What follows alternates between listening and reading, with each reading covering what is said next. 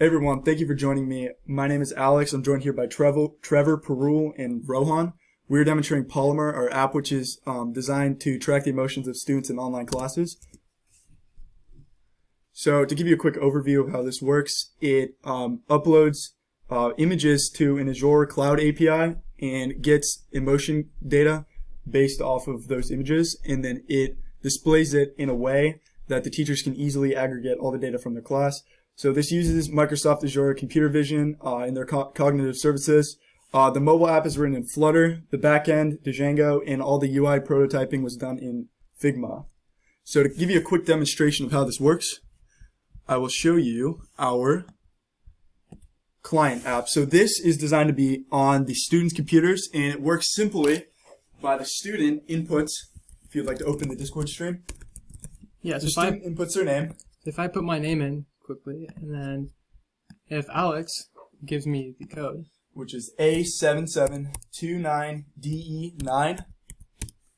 So once I join a session, he should be able to see how I feel on a daily basis in my classes. So let's just say I feel amazing about this content and I'm happy. He can see that my happiness is at 1, which is the highest it can be at.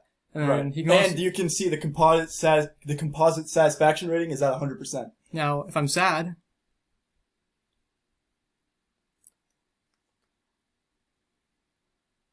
you'll notice that the composite score is around 50. And this gives staff the impression that they need to slow down and go back and hit the key point of the lesson again, so that the students get a better idea of what's going on. Especially with online classes and Zoom, it's insanely difficult for the teacher to get an idea of how students feel about a lesson, which is why having this technology would help both students and staff. And so next, we're going to be talking about a couple of challenges we faced.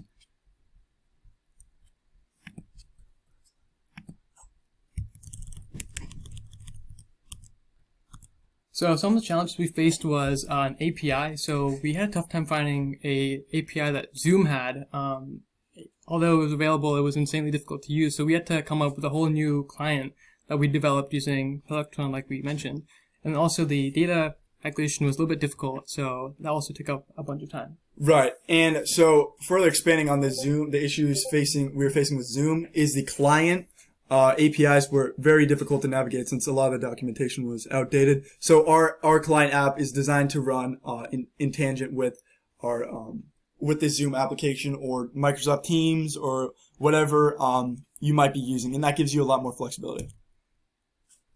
And a lot of the lessons we learned were that Zoom isn't really fitting for us, and we also learned that our facial detection or our facial recognition API might need to be expanded on to be a little bit more accurate, since it could use specialty generated data.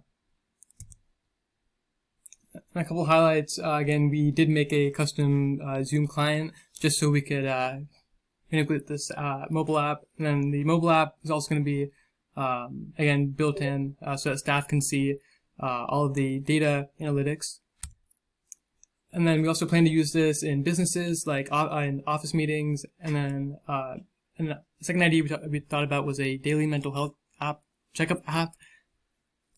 Right. And it could also be used in long-haul driver implementation, so you can track the emotions of how drivers are doing on their commutes, and maybe give them some suggestions based on how tired they are, or etc.